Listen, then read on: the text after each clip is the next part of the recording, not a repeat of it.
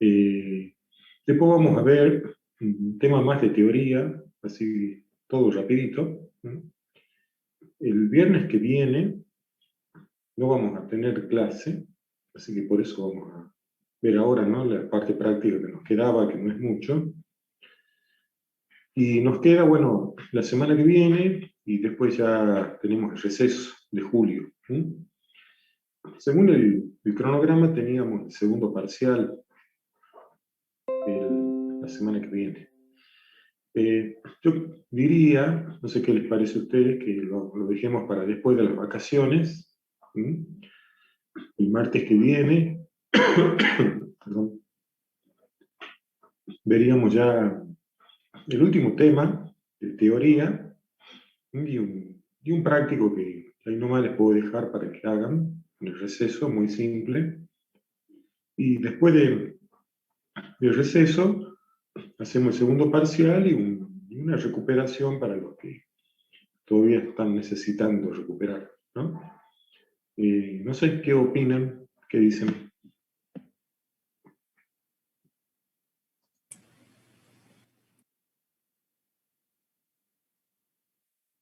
Sí, sí. Eso vamos a hacer una única recuperación, ¿no? Según cómo vayan con el segundo parcial, a ver cómo hacemos. Eso ya prueban todo el segundo. Pero bueno, ya lo vamos a solucionar. Pero la idea es que rindan nomás todo el segundo parcial, ¿no? No hay problema. Así que, ¿qué les parece? ¿Lo dejamos para después de las vacaciones o lo hacemos el martes que viene? Pasa que el martes tendríamos que tomar más de una hora, ¿no? Y el viernes ya es feriado, ¿no? Ya es 9 de julio. Eh, ¿Qué dicen? ¿Hasta dónde entraría, profe? En segundo parcial haríamos hasta lo que vemos hoy, y puede ser alguna preguntita. El tema que nos queda para el martes es instalaciones, con básicamente las instalaciones sanitarias y contra incendio, ¿no? Así que de eso puede haber también alguna preguntita teórica, que eso ya veríamos directamente entonces el martes. A ver, ¿qué opinan la mayoría? No sé, ¿qué dicen? ¿Qué fecha sería más o menos el parcial, profe? Y tendría que ser el viernes, no el martes, sino el viernes, primer viernes después del receso. A ver, sería El El 30 viernes de 30 julio. de julio.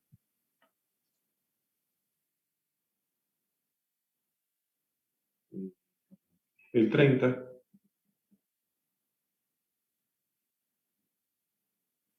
Profe, yo tendría que por ser, mi ¿no? parte creo que apenas volvemos de las vacaciones, creo que todos tenemos que rendir todas las materias. Yo, por ejemplo, tengo que rendir Orga ese día también.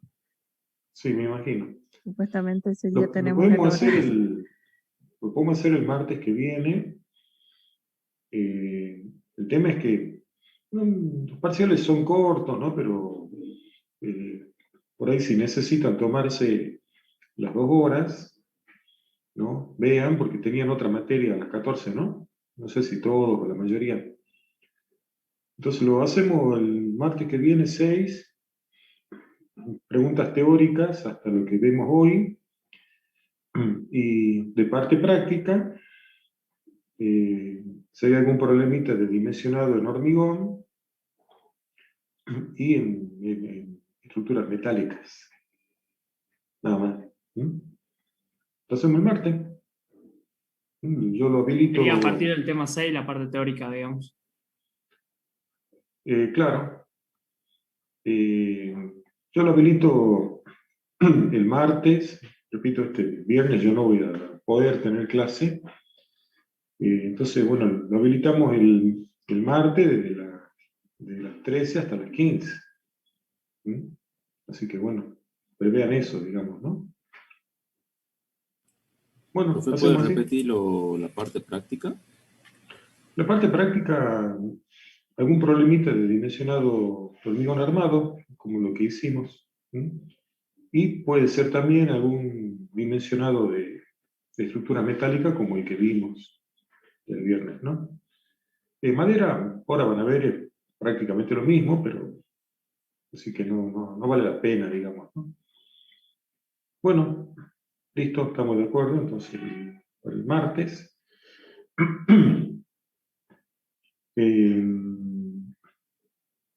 Eh, después les voy a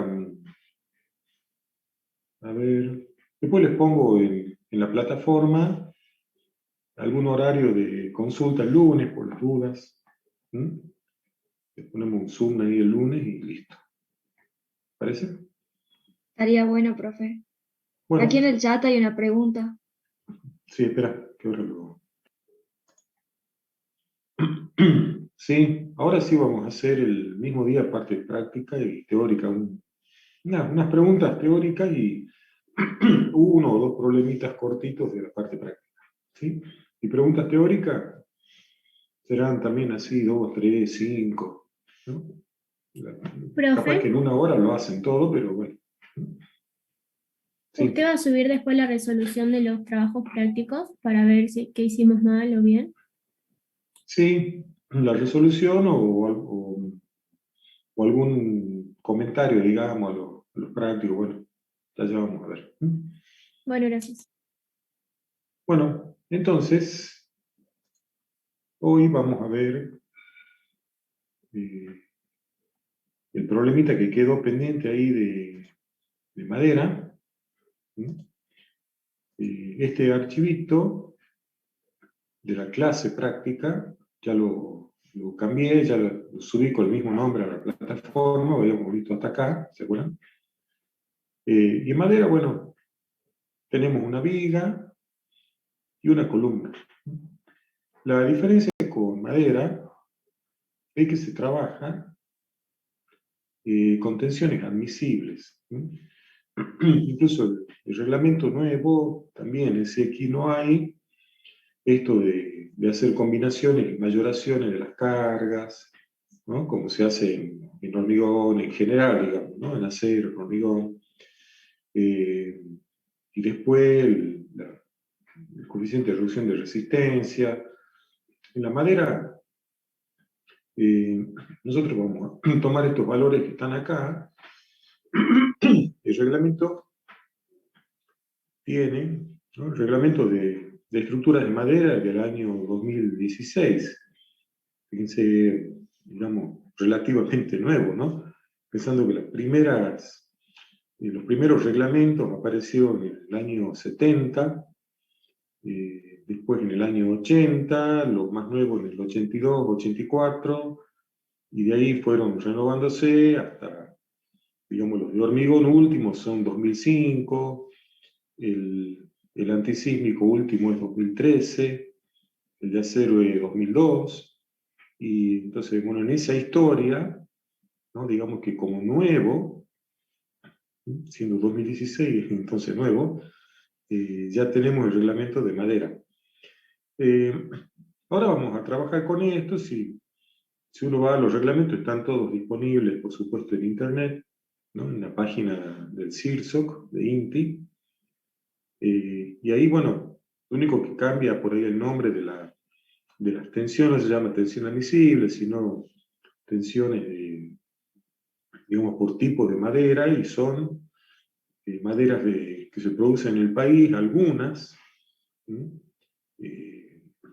sobre todo pino, eucalipto, ese tipo, o sea, maderas de producción, digamos, ¿no? Y también depende del tipo de carga, depende de la duración de la carga. Así que bueno, no vale la pena que nos metamos con el reglamento, porque conceptualmente lo que hace es lo mismo que vamos a hacer acá. Es trabajar con tensiones admisibles. Acá tenemos la tensión sigma, que es tensión normal de flexión, ¿no?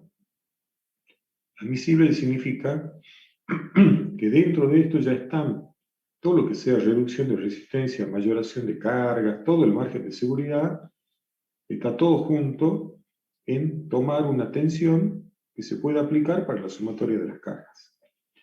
Tenemos una tensión tangencial también, cosa que en el acero habitualmente no es determinante para nada. También se puede hacer la verificación, pero generalmente no tiene sentido. Bueno, y un módulo de elasticidad y una deformación admisible, una flecha admisible.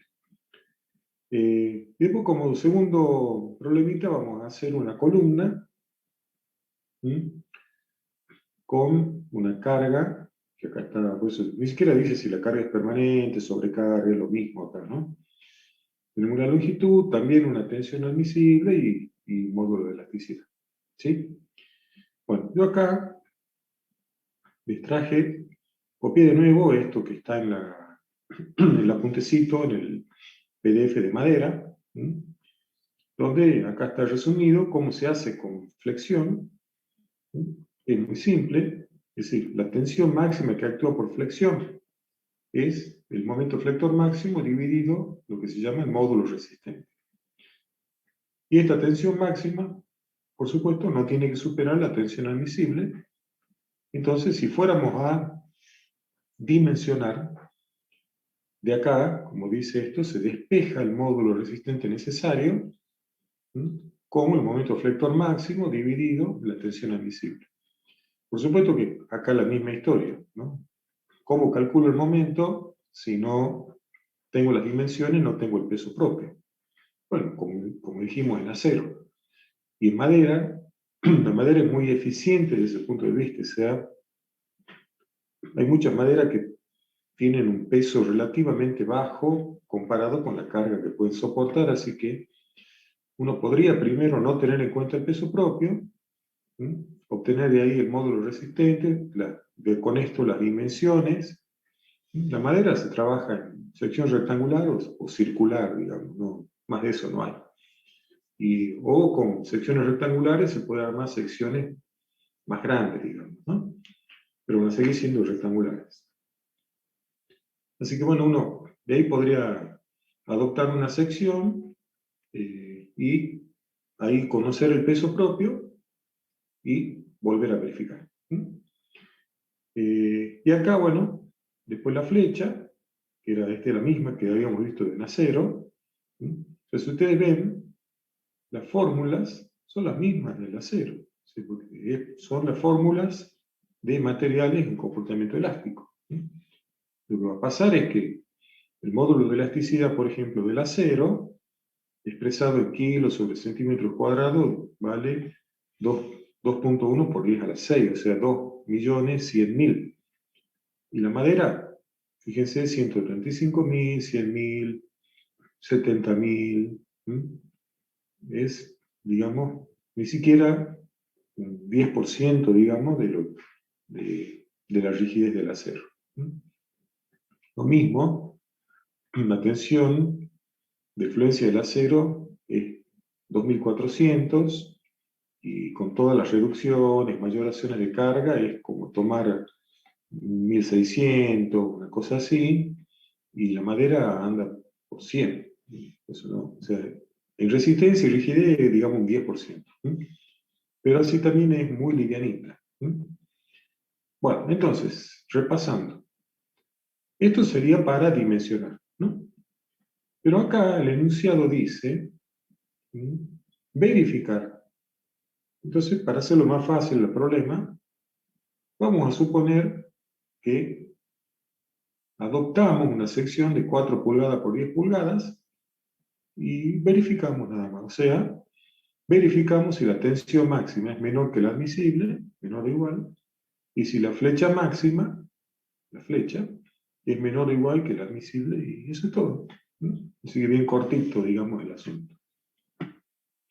Bueno, entonces acá les aclaro.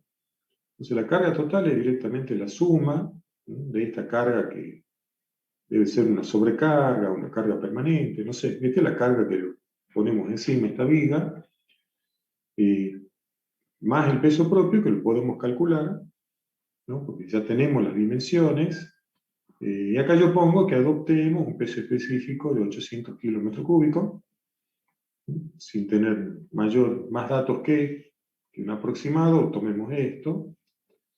Y bueno, recuerden que el momento flector máximo era la carga por L cuadrado sobre 8. Este módulo resistente, que se acuerdan que era el momento de inercia dividido la distancia máxima al eje neutro, para una sección rectangular es B por D cuadrado sobre 6. Recuerden que, digamos, esto es según cómo la colocamos, ¿no?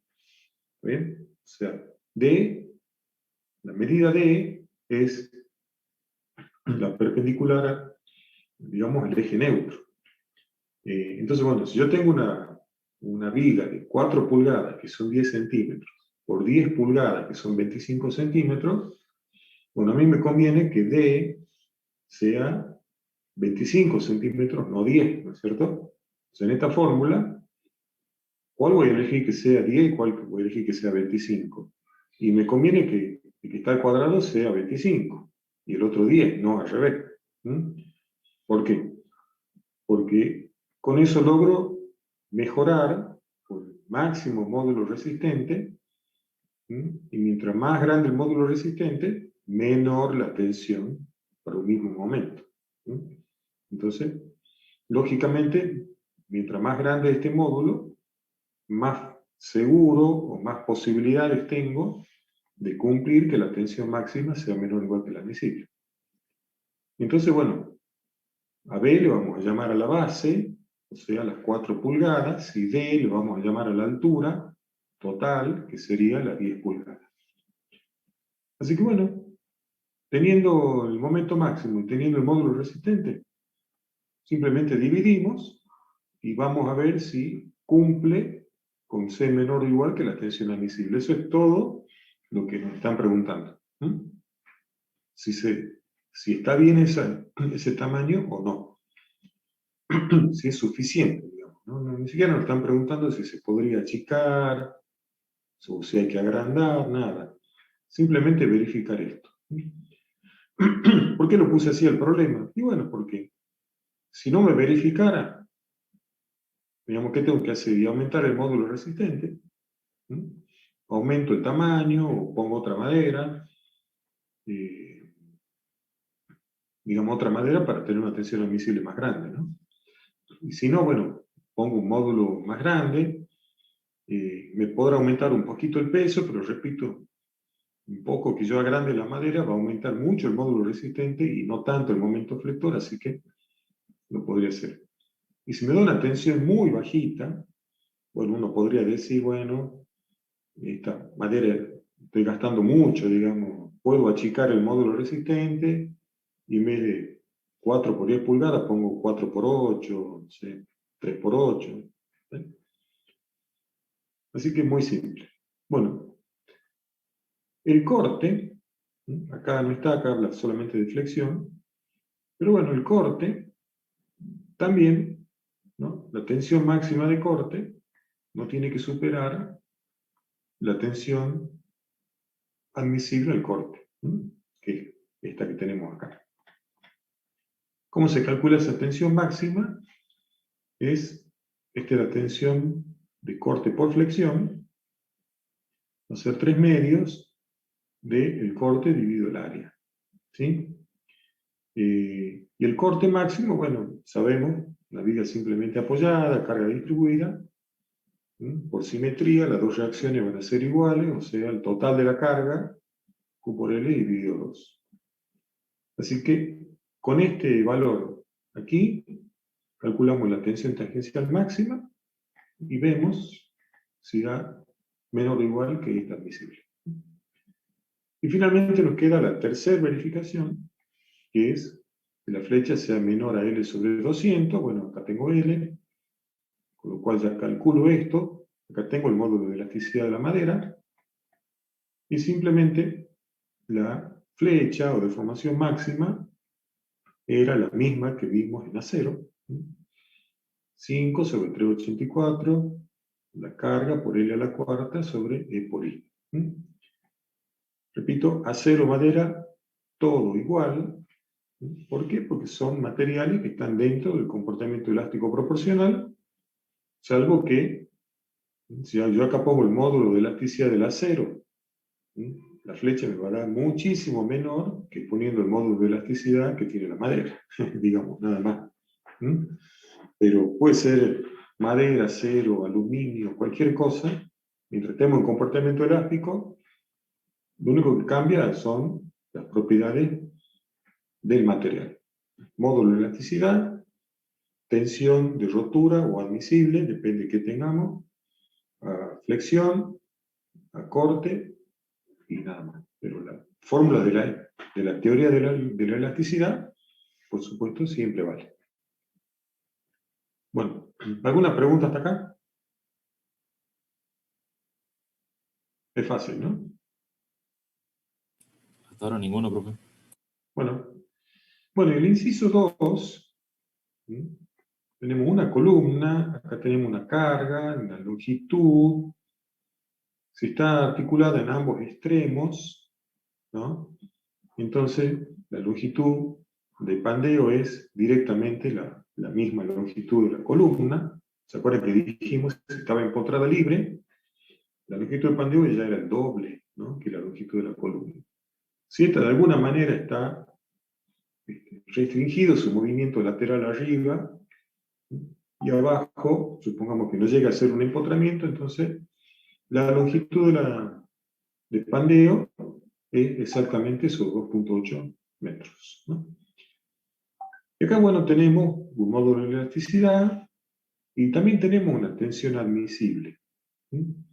Ahora, esta tensión admisible, la compresión, es para barras cortas, como cuando está toda posibilidad de pandeo restringida, y si no, lo que se hace es, con esta tabla, que también la saqué del apunte que ya tienen ahí, ¿no?, de la teoría, es muy simple también.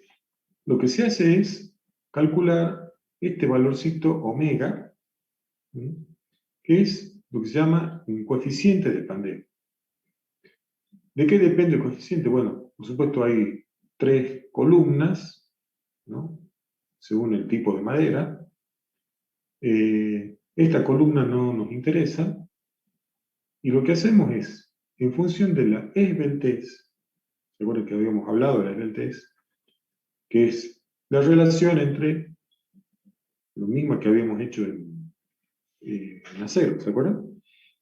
Que era la relación entre longitud de pandeo, que es esta, en la tablita de acero decía K por L, ¿no?, donde K era 2 para la empotrada libre. Acá, bueno, es directamente, sigue siendo lo mismo, la longitud de pandeo dividido radio de giro mínimo. Así que, bueno, calculada la esbeltez, me vengo acá, bueno, y según qué madera tengo, obtengo lo que se llama este coeficiente de pandeo. Bueno, ¿qué hacemos? Primera cuestión, que yo tengo que predimensionar, ¿no?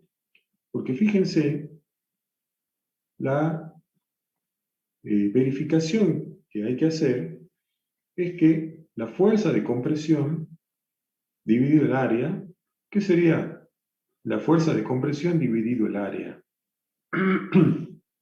Sin este W, ¿qué es esto? Fuerza sobre área. La tensión normal. Tensión, ¿está bien? Esta es la tensión de compresión.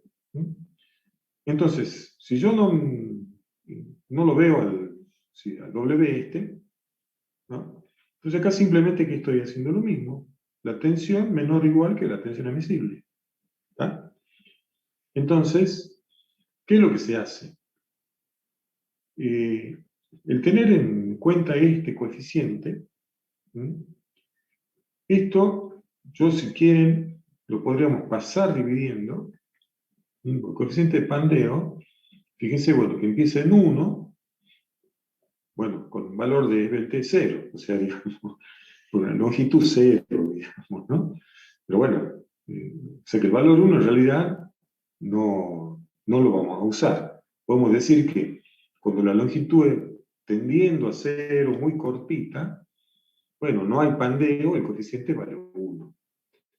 Pero de ahí en adelante, el coeficiente sube hasta valores de 9 por acá ya, digamos, ¿no? Entonces, si este coeficiente de pandeo yo lo pasara dividiendo, en realidad lo que estoy haciendo es que esta tensión, ¿sí?, admisible, pero sin el problema de pandeo, la reduzco, ¿no?, a través del coeficiente omega, y lo que hago es tener una tensión admisible mucho menor mientras más esbelta sea la columna. ¿Sí? Entonces, pero a los efectos de utilizar la misma tensión admisible, porque si yo tengo una barra, digamos, conceptualmente, ¿no?, una barra con a lo mejor inflexión, probablemente la tensión admisible sea la misma, o atracción. Entonces, en vez de pasar dividiendo omega, lo que se hace es el coeficiente omega utilizarlo como una especie de mayoración de la carga, ¿no? Pero esta mayoración no es la misma de antes, esta es por el riesgo de pandeo, ¿no? Porque el coeficiente de seguridad en cuanto a que las cargas sean más grandes, la resistencia menor, todo lo que vimos antes, todo está metido en la tensión admisible. Así que el coeficiente omega es algo que como que me dijera, bueno, si es muy esbelto, por ejemplo, si estoy por acá, una esbeltez grande, bueno, entonces es como a una columna corta ponerle una carga 5 veces más grande, ¿sí? Pero bueno, ¿y por qué digo que hay que predimensionar? Porque si yo no tengo este coeficiente omega, ¿cómo? Me es imposible hacer esta verificación. No habría forma, o sea, yo no podría despejar el área de acá, por ejemplo, ¿no?, porque no lo conozco al coeficiente omega, ¿sí? Porque si no, sí, sería muy fácil. Si no hubiera pandeo, yo digo, bueno, si conozco P, conozco la tensión admisible, despejo el área y listo, ya dimensioné. Pero, ¿qué pasa? Que el coeficiente omega depende a su vez de las dimensiones. ¿Por qué? Porque depende de la esbeltez. La esbeltez, entonces, bueno, la longitud de pandeo, dijimos sobre el radio de giro mínimo. El giro mínimo era la raíz cuadrada del momento de inercia mínimo dividido el área, y para una sección rectangular va a ser D por B al cubo sobre 12. ¿Por qué lo puse así? Bueno, si D es la dimensión mayor y B es la menor, como dijimos arriba, bueno, el momento de inercia mínimo es cuando la menor dimensión está al cubo y la otra no. No al revés, ¿no? El máximo, el que usaríamos para flexión, sí, dijimos, no, bueno, yo pongo la dimensión más grande al cubo y la otra no. Pero acá no puedo elegir. ¿Sí? Acá, el problema de pandeo, que es un problema de equilibrio, se va a producir hacia el lado más débil, o sea, con el momento de inercia más chico. No puedo yo poner el más grande porque me conviene, porque el pandeo va a ser según el más chico, ¿sí? Así que acá obligatoriamente el que va al cubo es el lado menor y el otro el lado mayor. Ahora, pensando en esto, ¿qué sección entonces me conviene para una columna? Rectangular, mucha diferencia entre D y B, o no. ¿Qué me conviene?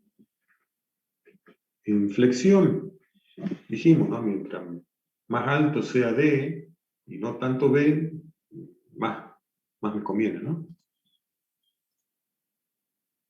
Cuadrada, perfecto. Lo ideal, viendo esto, es no tener ningún lado menor.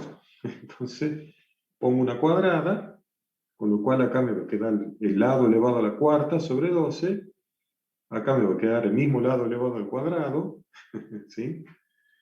Entonces, cuando ponga todo eso, acá ¿qué me va a quedar? me va a quedar el lado al cuadrado, porque a la cuarta sobre el cuadrado queda el cuadrado, raíz. Entonces me va a quedar el lado dividido raíz 12. ¿Está bien? Que en realidad es esto, ¿no? Pero bueno. Entonces, muy simple. ¿Qué hacen? Toman una sección cuadrada en pulgadas, 2 por 2 pulgadas, 3 por 3, 4 por 4, no sé, pueden ir probando, no hay otra. Entonces, adoptamos un lado, acá el peso propio no entra, así que no hay problema. Así que adoptan un lado, muy fácilmente, entonces sacan el radio de giro, la longitud de pandeo es siempre la misma, y calculan entonces rápidamente la esbeltez. Con la esbeltez del coeficiente omega, tienen que ver nomás en qué tipo en qué categoría estamos de madera, y una vez que tienen el coeficiente omega, listo, ven si esto se verifica o no se verifica. Y así se repite, ¿no? Si uno prueba con 3 por 3 no da, bueno, vamos a 4 por 4, vamos a 8 por 8, a no sé, ¿sí? Pero hay que ir buscando, por supuesto, la sección más chica, cuadrada, que cumpla con esto. ¿Sí? Bueno,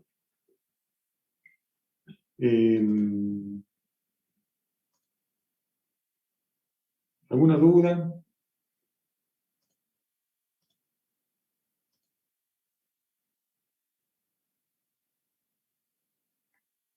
Nada, ¿no? Bien fácil. Bueno, ahora vamos ya a subir el apuntecito del tema que sigue, que es fundaciones, ya terminando con todo lo que es estructura. Son dos PowerPoint, yo ya se los subí en PDF. Esto lo vamos a ver también bastante rapidito, porque hay algunos conceptos, digamos, que son interesantes a la particularidad que tiene la fundación.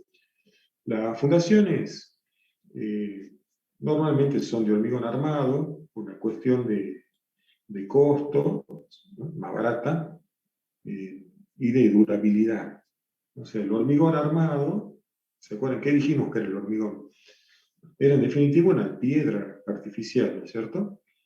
Y las armaduras, bueno, lo que se necesita, ¿no? También hay fundaciones o parte de fundaciones que son de hormigón simple directamente, pero si, bueno, si lleva armadura, el mismo hormigón, ¿no? Si está bien hecho todo, va a proteger, ¿no? A esas armaduras. ¿Por qué? Porque, bueno, la fundación, una vez que se terminó, se rellenó, se tapó, no la vemos nunca más, ¿no? O sea, no hay manera de saber si la fundación está bien, está mal, si las armaduras están con corrosión o no. Entonces, lo más seguro, repito, además de más barato y más seguro para que quede ahí enterrado, es el hormigón. O sea, ¿qué quiero decir? Se podrían hacer fundaciones de acero para una estructura metálica, se podrían hacer fundaciones de acero, bueno, bien protegidas, digamos, contra la corrosión, pero lo mejor es o protegerlas con hormigón o hacer directamente hormigón armado. Bueno, entonces, primero, bueno, definición. ¿A qué le llamamos fundación o cimentación? Es la parte de la estructura que tiene como función transmitir en forma adecuada las cargas al suelo y brindar un sistema de apoyo estable. Es lo que ya, digamos que todo creo que entendíamos, ¿no? Pero para poner una definición bien clarita. Entonces, por empezar, el suelo, bueno, el suelo es lo que tenemos en el lugar donde queremos construir, ¿no? Digamos, entonces, vamos a adaptar la fundación y tal vez modifique la estructura, esto o no, al suelo que tenemos. Raro sería cambiar el suelo, digamos. Se puede hacer un cambio de suelo superficial para un pavimento, para algo así, pero no para la fundación, digamos, de un edificio, ¿no? De una construcción. Entonces, bueno, lo que se hace es estudiar. Hay gente que se dedica a analizar cómo es el suelo que tenemos y cómo es la mejor manera de transmitirle las cargas. ¿Sí? Entonces, esto significa que hay distintas maneras de hacer fundaciones. Depende de las cargas que queremos aplicar y depende del suelo que tenemos. ¿Sí? Entonces, y la otra gran diferencia, si se quiere, es que para una fundación ya habíamos hablado, ¿se acuerdan, en hormigón? ¿No? Que hay lo que se llama un estado de servicio y un estado límite. ¿Sí? ¿Se acuerdan que resistencia, esto de mayorar las cargas y todo, es porque, bueno, con esas cargas aumentadas, la estructura va a su estado límite de resistencia? Eso acá también se lo hace. Y también se acuerdan que en hormigón habíamos dicho que en ese estado de servicio calculábamos las deformaciones. ¿Sí? O sea, las deformaciones no las calculamos en el estado límite, las calculamos en el estado donde suponemos que normalmente va a estar la estructura, que es el llamado estado de servicio. O sea, acá también hay que ver las dos cosas. Entonces, en el estado de servicio, se considera que ha fallado, o sea, acá hay una gran diferencia ahora, ¿no? La fundación, no solo en el estado límite puede fallar, sino también en el estado normal de servicio, podría fallar porque no tiene un comportamiento adecuado. ¿Qué significa que se comporte mal, digamos, se comporte inadecuadamente? Y bueno, pueden haber asentamientos diferenciales o totales. ¿Qué es esto? Bueno, asentamiento es, por supuesto, la carga es para abajo siempre, salvo, digamos, excepciones, ¿no? Pero la carga, digamos, que recibe el suelo es para abajo. Entonces, y el suelo, ¿no? Que también, aunque no lo crean, tiene un comportamiento elástico, ¿no? Va a asentarse. Y esto es como indefectible. Va a haber poco o mucho asentamiento, pero va a haber. Y hay suelos donde el asentamiento de un edificio se desarrolla en 1 o 2 años. Peor todavía, porque si el asentamiento se produce en el momento que construimos y cuando terminamos de construir, ya no se asienta más, bueno, listo, digamos, ya durante la construcción ya habremos solucionado los asentamientos. Pero si los asentamientos continúan con el tiempo, ahí pueden aparecer los problemas, ¿no? Y sobre todo, cuando son asentamientos diferenciales. O sea, ¿qué quiere decir esto? Que si yo tengo columnas, bueno, una cosa es que todas las columnas se asienten, o sea, digamos, todas las fundaciones de todas las columnas asienten lo mismo, donde no hay ningún problema, salvo que un piso se me hunda, que yo había hecho la construcción más alta que la vereda y después me quedó a nivel de la vereda, digamos, cosas así. Pero bueno, ese es un tipo de problema, ¿no? Y cuánto se va a asentar y cuánto tiempo va a demorar se puede calcular. Esto no es una cuestión de suerte nomás, ¿no? Es decir, como se sabe que va a haber asentamiento, repito, la gente que se dedica a esta especialidad, ¿no? Que hay ingenieros civiles y hay geólogos que se dedican a esto, ¿no? Del estudio del suelo desde el punto de vista de uso como material estructural, ¿no? Su comportamiento mecánico. Entonces pueden predecir los asentamientos, cuánto tiempo va a demorar, todo. ¿Y cuál es la cuestión? Que no se produzcan en forma diferente. ¿No? Porque si ya de todas las columnas resulta que hay una que se asienta menos o más, eso lo llamo el asentamiento diferencial, ahí para la estructura pasa a ser un problema. ¿No? Porque si yo construí, digamos, una losa y columnas, ¿no? Todo al mismo nivel, todo muy bien, y esta columna se me hunde, ¿no? Entonces es una deformación muy grande para la estructura, y la estructura puede sufrir tensiones que no estaban previstas, ni hablar de las mamposterías, los tabiques duros, que enseguida, digamos, te van a ver por todos lados que hay fisuras por ahí en las paredes, y uno dice, ¿qué pasó acá? Y nada, puede haber un asentamiento diferencial de 2 o 3 milímetros, y bueno, el hormigón, como les digo, lo resiste, ¿no? Pero la mampostería no, ¿no? Entonces cuando ese rectángulo que era la mampostería se transformó en un paralelogramo, digamos, la mampostería enseguida marca fisuras, pero bueno, no hay riesgo de nada, pero estéticamente no queda bien. Y también hay suelos que ustedes sabrán o le habrá pasado, que capaz que ven fisuras de esas, ¿no? En la mampostería, y te dicen, pero esto estaba más chico, y después la ven al tiempo, se vuelve a achicar, y hay suelos que entre la lluvia de verano y la época seca de invierno, ya ese movimiento es de por vida, ¿no? Hay arcillas que en verano suben, en invierno bajan y suben y bajan, y todos los años se repite. Entonces, a veces tienen fisuras que están muy abiertas, ¿no? En una época del año, en la otra época se cierran, se abren, se cierran, y es porque este movimiento es permanente toda la vida de la estructura. ¿Sí? Así que bueno, un poco esto de hablar así de fundaciones es que hay que analizar tanto el suelo que tenemos, ¿sí? Para saber cómo vamos, qué va a hacer ese suelo, cómo va a reaccionar a las cargas, en qué tiempo, cómo va a reaccionar a la época de lluvia o de sequía, ¿sí? Y qué le puede hacer eso a la estructura, y con todo eso, bueno, saber cómo se va a comportar, ¿sí?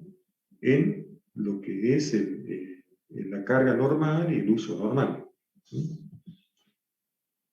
Bueno, todo esto es lo que les decíamos. Puede haber estos desplazamientos o levantamientos que pueden ser, como les decía, para las arcillas grandes. Puede haber erosión interna, puede haber lixiviación, puede haber la lixiviación, ahí abajo lo dice, este es un proceso de lavado, es decir, hay suelos a los cuales si hay una filtración de agua, un movimiento de agua, en principio no afecta a la resistencia, o sea, se estudia todo eso, digamos, ahí no hay ningún problema que se funde en un suelo que esté con agua, vamos, se fundan puentes en un río, digamos, entonces esos suelos están, por supuesto, con agua. Lo mismo tienen resistencia, ¿no? Entonces, si el agua circula a través del suelo, en realidad no pasa nada, eso puede estar previsto. El problema es que cuando algún suelo resulta que el agua lo empieza a erosionar, empieza a arrastrar partículas de suelo el agua, suelo fino, puede pasar eso, ¿no? Con suelo grueso, digamos. Entonces, si tenemos arena, piedras, el agua va a pasar, va a filtrar, y el suelo no va a perder nada de resistencia, ¿no? Salvo que sea una velocidad enorme como en un río o en las otras cosas. Pero en un suelo fino, si el movimiento del agua comienza de a poquito a llevarse el suelo, bueno, va a llegar un momento en que se va a llevar un sector o un volumen de suelo grande, y bueno, y ahí sí, digamos, la fundación estaba prevista para apoyarse en el suelo, no en agua, ¿me entienden? Si el agua me llevo en el suelo, seguramente va a fallar todo. Bueno, y también, dijimos al principio, hay que ver los estados límites.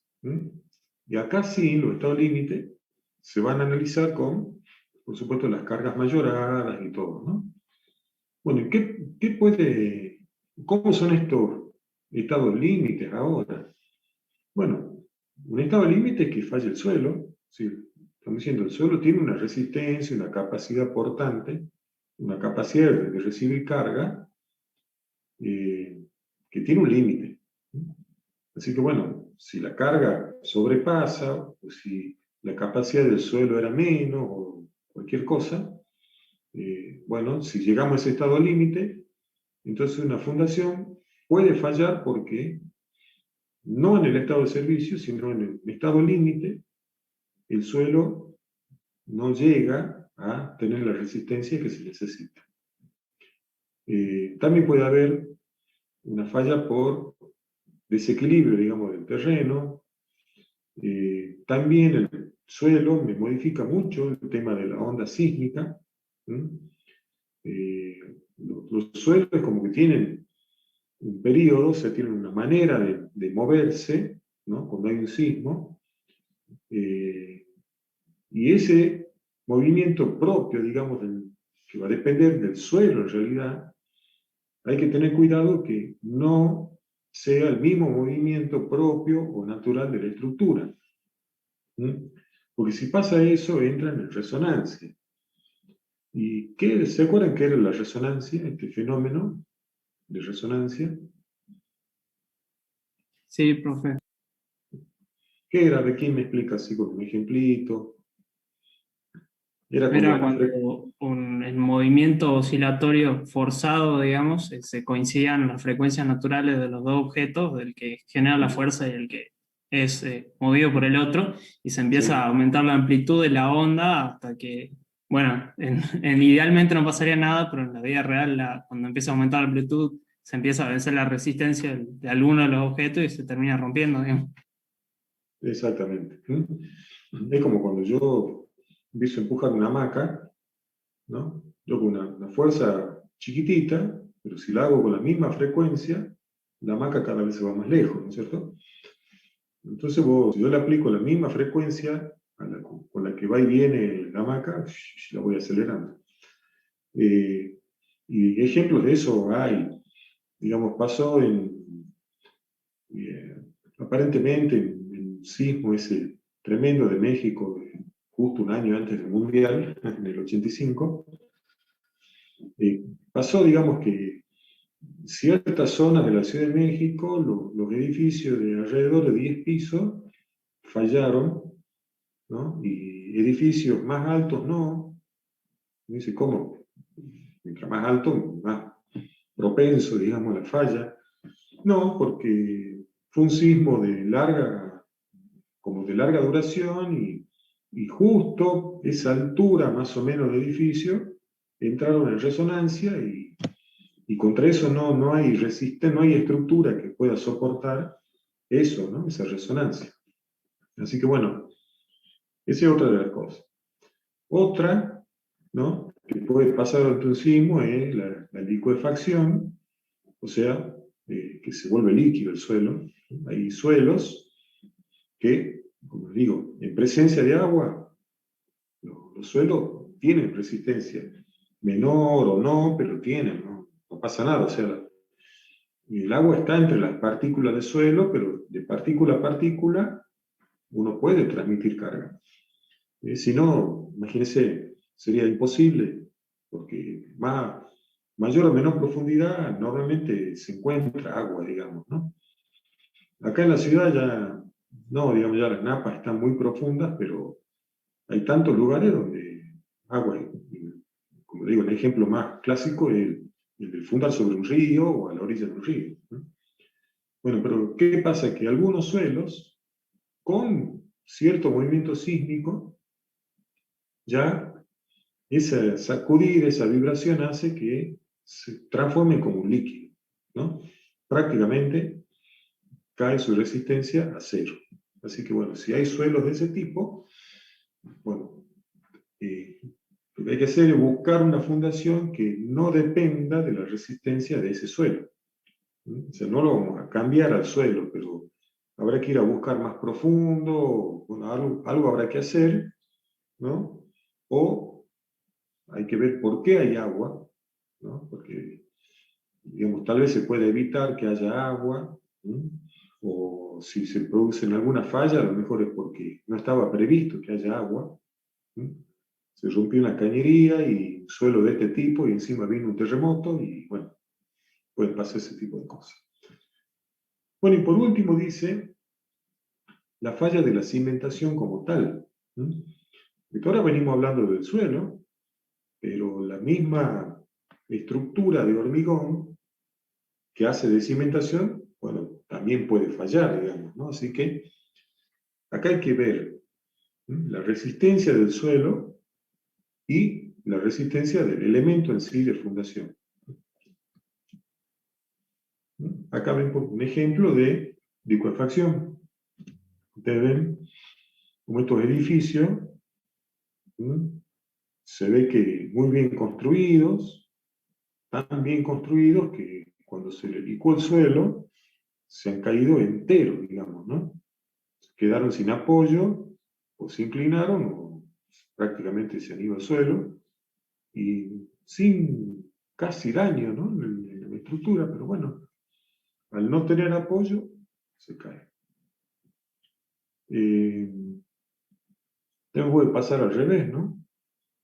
Digamos, esto era una alcantarilla, una boca de registro, y en un sismo se puede haber ido para arriba, ¿no? Porque al estar en un líquido, el suelo líquido, el caño se puede haber ido flotando para arriba, ¿no? Bueno, entonces, en resumen, para un buen diseño de fundación significa que las cargas que le transmiten al suelo no lo hagan fallar y que la misma fundación no falle, ¿sí? Bueno, los tipos de fundación que tenemos,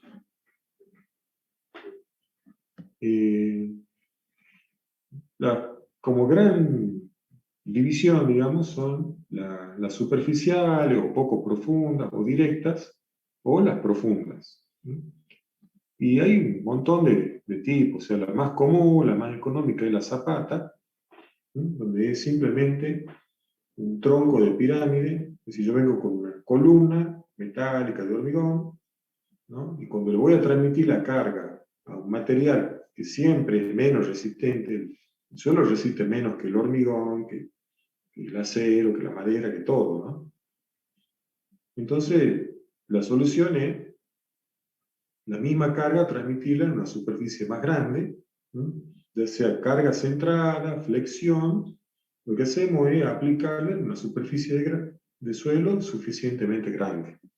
Así que simplemente la sección se agranda, ¿no? Hasta que el tamaño ya nos permita distribuir la carga en el suelo y el suelo la pueda soportar. Y si no, digamos, si no alcanza con en cada columna o tabique, colocar ahí una zapata, un agrandamiento, digamos, se puede llegar a optar por una platea. ¿Qué es una platea? Es ya directamente una losa, ¿no? La misma losa que hacemos de entrepiso o de cubierta, acá hacemos al revés, y ya las cargas que llegan por las columnas, tabiques, se aplican sobre la losa, y la losa lo distribuye ya en toda la superficie de la construcción. Entonces ya, al estar tan distribuida la carga, ya puede ser que el suelo la pueda soportar, ¿sí? Y si no, o si esto me es muy caro, o ni aún así el suelo lo puede soportar, tal vez haya que ir a una fundación profunda. ¿Por qué? Porque normalmente, mientras más abajo vamos, más resistencia tiene el suelo. Entonces, bueno, podemos tener pilotes, pilotines, cilindros de fundación. Es decir, el pilote puede ser directamente, es como una columna de hormigón, también para que dure, Y cuando no hay un suelo resistente, ¿no? En este mismo suelo de baja resistencia, es como colocar un clavo, digamos, va por fricción simplemente, cada pilote va a soportar carga, ¿sí? A veces puede ser que en la punta del pilote también encuentre un suelo que soporte mejor que el que está más arriba, y si no hay, bueno, en todo el perímetro del pilote, por resistencia, por rozamiento, como un clavo, lo mismo yo meto un clavo en una madera, y después no lo puedo ni meter ni sacar, digamos, ¿no? Queda aprisionado. Bueno, lo mismo podemos hacer con algunos tipos de suelo. Y esos son los pilotes. El pozo romano es como un pilote, pero más grande, digamos, donde ese sí va a transmitir la carga directamente abajo. Muy usual en Salta, porque todo el centro de Salta tiene una capa de más o menos 8 metros de arcilla, de no muy buena resistencia, para hacer casas sí, para meter un edificio de 5, 10, 15 pisos no. Entonces los edificios lo que hacen es, con estos pozos romanos, ir a un suelo, que más o menos, les digo, anda por los 8 o 9 metros, que sí tiene muy buena resistencia. Entonces, económico es cavar este pozo y llenarlo con hormigón, y la carga entonces la pasamos de largo por la arcilla y se la aplicamos al suelo que está abajo. Bueno, el teleférico, por ejemplo, está fundado en pilotes. ¿Por qué? Porque ese es uno de los pocos, es decir, lo que está ahí en el Parque San Martín, uno de los pocos casos en que, no sé bien en qué situación, puede haber en la fundación no una fuerza para abajo, sino una fuerza para arriba. Por un tiro, digamos, del cable que sale del teleférico, no sé en qué situación podría pasar, ¿no? Que se ejerza una fuerza hacia arriba.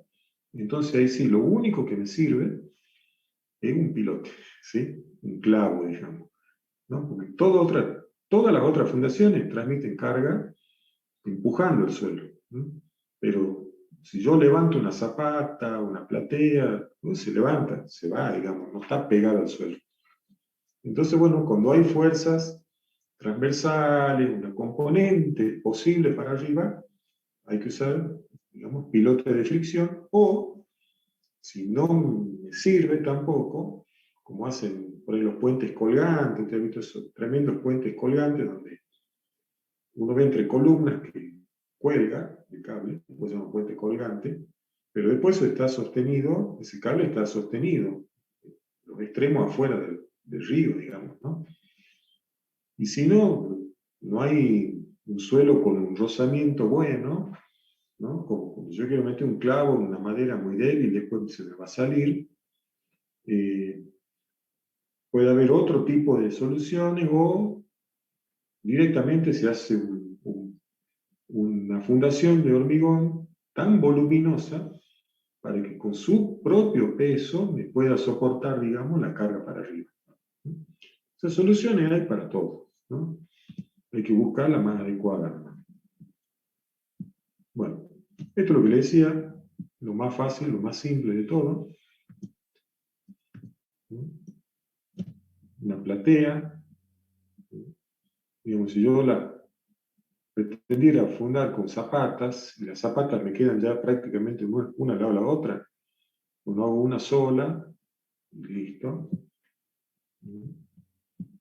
Los pilotes, esto es lo que venimos hablando. Bueno, ¿alguna pregunta? Profesor, Sí. usted vio en el caso del hotel de Miami, ¿qué cree usted que falló? ¿La estructura o el suelo? ¿Qué será, no? No se sabe. Según algunas cosas que leí por ahí es que tenía problemas de estructura, y que hasta incluso ya tenían leí por ahí que hablaban, no sé, de 8, 9 millones de dólares que tenían que usar para, no solo la estructura, sino un montón de cosas, porque era un edificio de 40 años, pero habían detectado fallas de estructura y algo tenían que hacer. Y parece que no llegaron a hacerlo a tiempo. Pero parece que no era la fundación en sí, sino las columnas de planta baja, digamos, ¿no? Que fallaron así como repentinamente. Pero no tan repentino porque ya hacía como 3 años que sabían que tenían que hacer reparaciones. Así que bueno, tal vez alguna vez nos enteraremos qué pasó, o no, no sé. Pero sí, es raro que sin ningún síntoma, digamos, sin nada visible, el edificio falle de esa manera, ¿no? Es decir, que estos sí sabían que tenía problemas, se ve que no se imaginaban que iba a pasar lo que pasó, tan rápido, ¿no? Y bueno, no lo arreglaron a tiempo. Eso es lo que leí. Bueno, después les voy a dejar también, después para que lo lean ustedes, una segunda parte, ¿no? De fundaciones. Tiene la cuestión de máquinas. O sea, hasta ahora veníamos hablando de cargas estáticas, digamos, ¿no?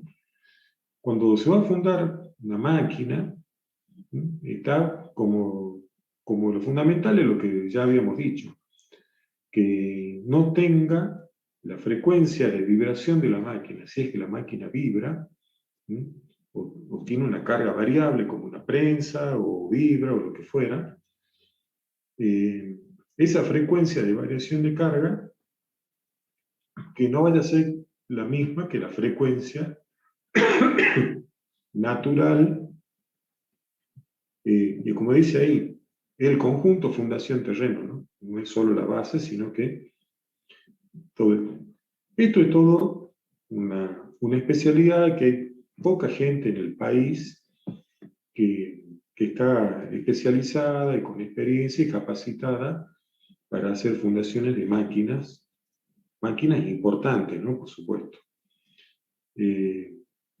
Repito, concepto básico, la resonancia, ¿no? Que con eso no hay resistencia, no hay material que pueda soportar cuando entra en resonancia. Y después, bueno, ¿qué es lo que se puede hacer? Bueno, factor a tener en cuenta, por supuesto, evitar, ¿no? Las máquinas no deberían vibrar, en realidad, la vibración debería estar acotada, salvo que esté algo mal en la máquina, algún montaje. Y la solución normalmente es hacer una fundación con mucha masa, ¿no? Poner la fundación grande, uno va a decir, ¿por qué tan grande? O sea, si la máquina no es tan pesada, el suelo es resistente. Bueno, con el volumen de hormigón, básicamente uno se va manejando esto de la frecuencia, ¿no? De vibración natural, digamos, del hormigón, depende del volumen, de la masa de hormigón que estoy metiendo ahí, ¿no? Y si la frecuencia es más o menos la misma, pero bueno, ya si pongo una gran masa de hormigón con una masa, digamos, chiquitita de la máquina que vibra, bueno, no va a llegar, digamos, a afectarme ni a la fundación ni al suelo, ¿no? Ya por una cuestión de relación entre masas, una cosa así. Yo lo único que he visto, parece un poco de esto, ahí en la cerámica Alberdi, tienen unos molinos de esmalte. Entonces, bueno, los molinos tienen una correa con un motor eléctrico, ¿no? Una cosa es un motor eléctrico que está anclado en una base de hormigón, que sin ningún problema, porque eso cuando gira no vibra, digamos, ¿no? Y bueno, y una vez nos llaman, que a veces tenían problemas, que uno de estos motores se había soltado y no sé qué, que el anclaje falló. Y bueno, ¿qué había pasado? Que había algo descentrado en el motor o en la polea, y empezó a vibrar, y al poco tiempo se cortó, se salió el anclaje, digamos. Pero bueno, porque no se suponía que iba a vibrar eso, ¿no?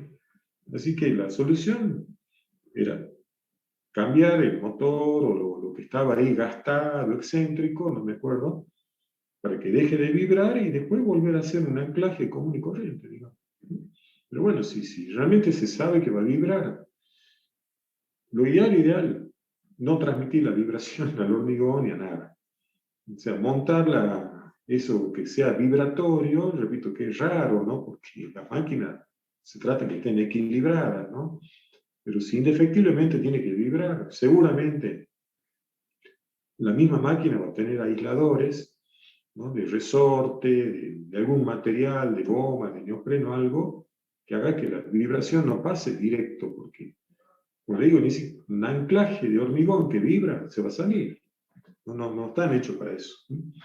Entonces, en cuanto a esto, repito, no transmitir la vibración a la fundación, que es lo habitual, y si no, bueno, que no entre en resonancia por lo menos, ¿no?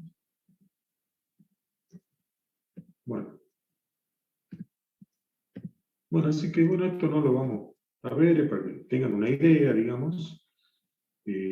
Repito, hay máquinas que sí o sí se van a mover, ¿no? Como prensa, estampadoras. Así que bueno, acá sí se va a trabajar con el hormigón y el hormigón va a tener armaduras también cruzadas a 45 grados para el corte, en 3 dimensiones, digamos, va a tener armaduras, no en 2, para que no se rompa, no se agriete el hormigón. Y como dice acá, aislarla, o sea, y transmitir la carga al suelo, pero tratar de no transmitir el golpe o la vibración. ¿No? Bueno, miren, por ejemplo, lo que es la fundación de una turbina, ¿no? De Güemes.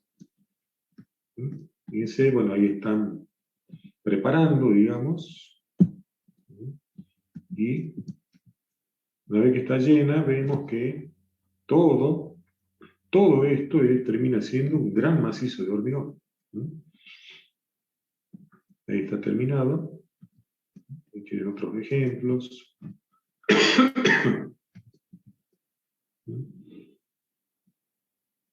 Hay otra.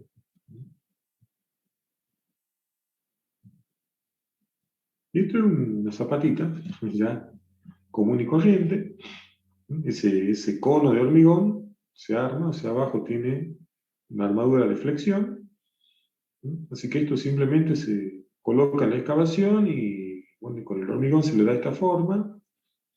Y este caso, bueno, que era por un galpón, ya tiene colocado los anclajes para después anclar la columna metálica. Entonces, lo normal que es salir del suelo con hormigón y apoyar después encima la columna metálica, ¿no? Por el tema ese de la durabilidad, la corrosión. Fíjense, esto ahora está colocado en la excavación, hay que separarlo bien, que entre bien el hormigón aquí abajo, para que esta armadura dure. Estas varillas roscadas tienen un cañito, hay un plástico para que no se ensucien con el hormigón. Con esta maderita se la coloca en eje y eso es todo. Antes hay que apisonar bien y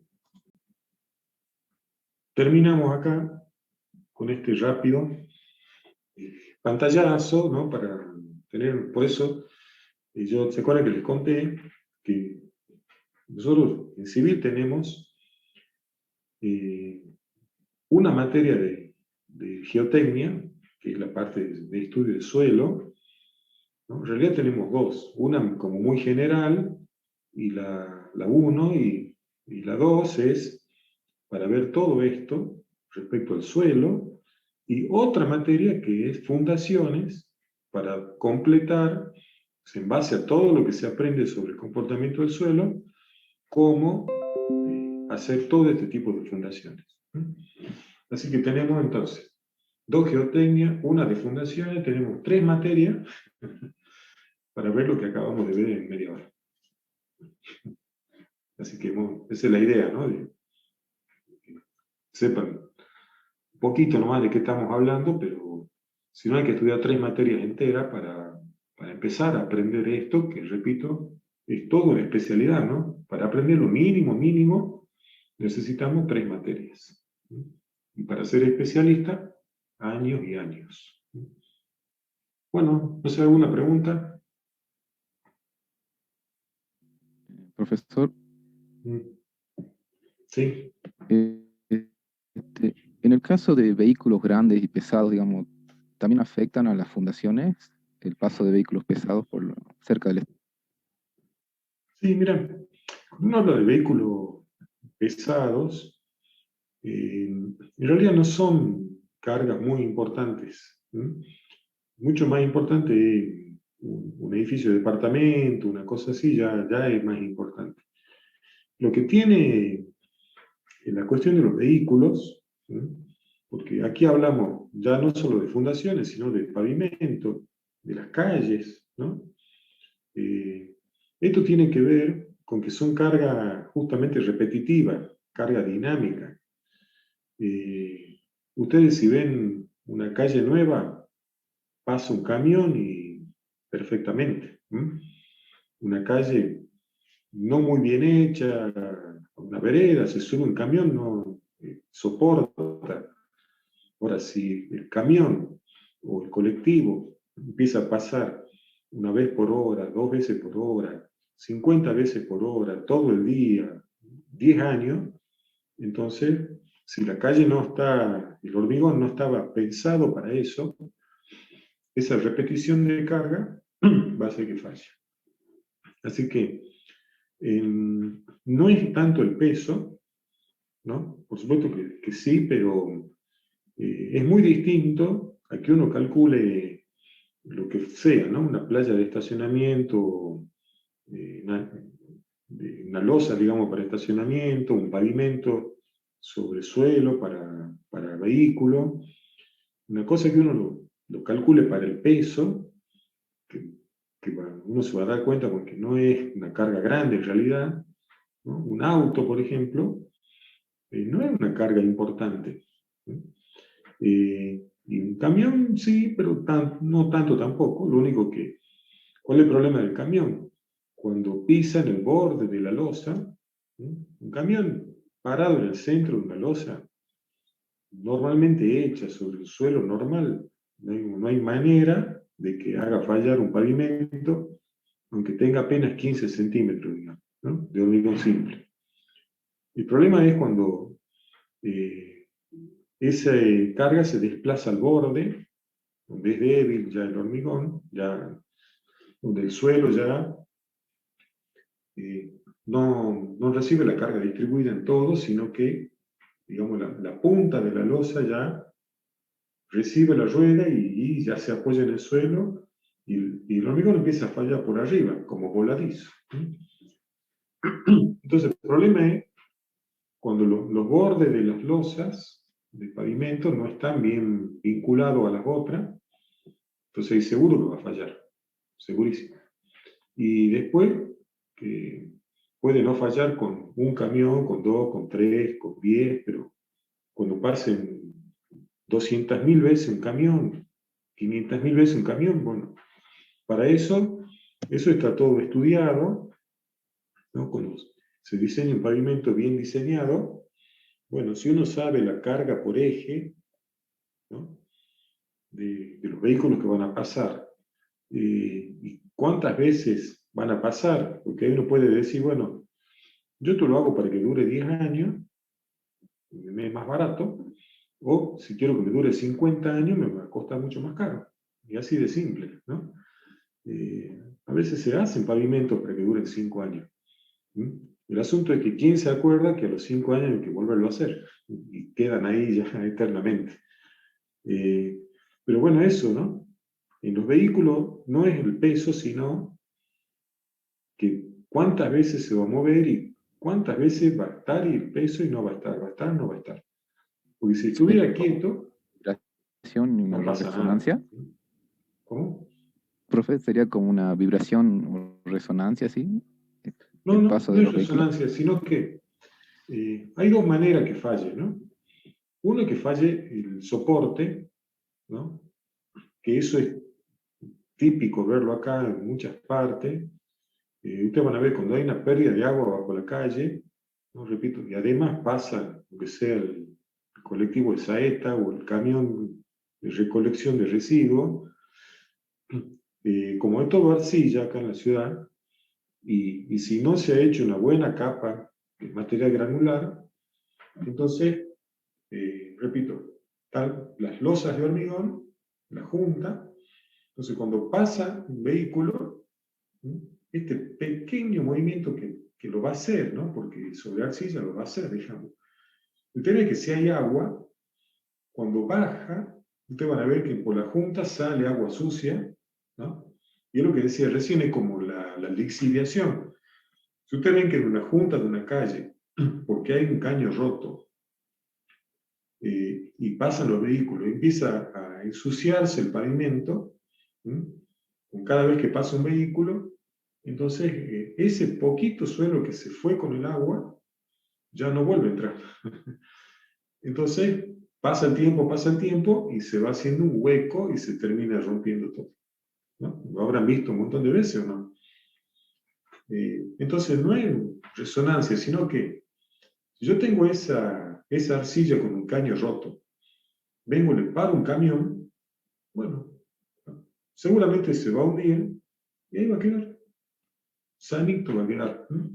El problema es que pasan y pasan y pasan y este movimiento hace que me bombeen, eso es, así se llama el fenómeno, te va aspirando el suelo que tenías abajo. Ahora, si abajo, por empezar, que no debería haber caños perdiendo agua, ¿no? Porque los caños deberían estar en la vereda. Pero bueno, si se hace una buena capa de material granular, entonces, por más que haya agua, ya es más difícil que la arcilla se me escape y me falle. Eso por un lado, digamos. Después, si no hay ninguno de esos problemas, lo mismo, ¿no? Este movimiento, ¿no? De que la carga está, no está, así, un montón de veces por hora, años y años, termina lo mismo, ¿no?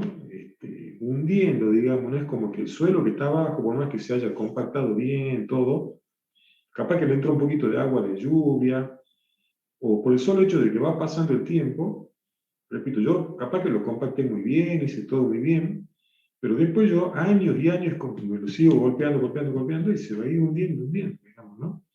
Y llega un momento en que ya no aguanta más.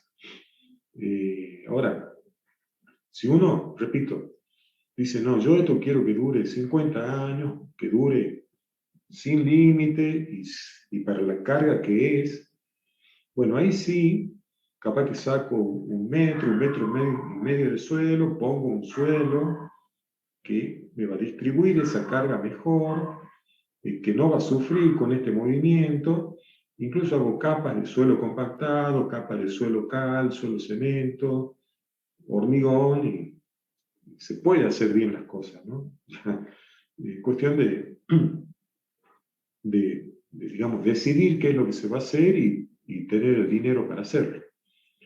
Y también el mismo hormigón, con esto de que la carga está y no está y no está, también termina, digamos, es como que la resistencia del hormigón para ese tipo de carga que aparece y desaparece tiene que ser mínimamente el doble que si la carga la coloco una sola vez y se la dejo. ¿Por qué? Porque el hormigón mismo empieza, ¿no?, a tener micro fallas, micro fracturas y se termina rompiendo porque lo estoy descargando así años y años y años. Y bueno, si no está preparado para eso, digamos, con ese gran margen de resistencia, o sea, si yo lo calculo para la carga, sí, se lo pongo una vez, está perfecto mi cálculo. Pero cuando la puse y la saqué 800.000 veces, seguramente se va a romper. Así que no es resonancia, es lo que se llama fatiga. Bueno, ¿alguien más?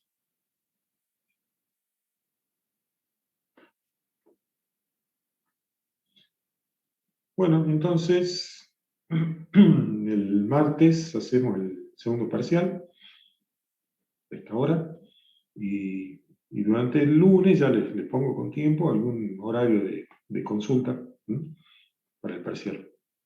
Y el viernes no tenemos clases. Bueno, si no hay más preguntas, terminamos por hoy. Profe, ¿el parcial Sí. es teórico práctico? Sí. Bien, gracias. Entonces, de teoría entraría hasta lo que vimos hoy y de práctica hasta el TP5, profe. Sí. Bien, gracias. Bueno. Muy bien. Nos vemos. Hasta luego. No, profe, hasta luego. Hasta luego, Hasta el profe. lunes, profe. Hasta luego, profe.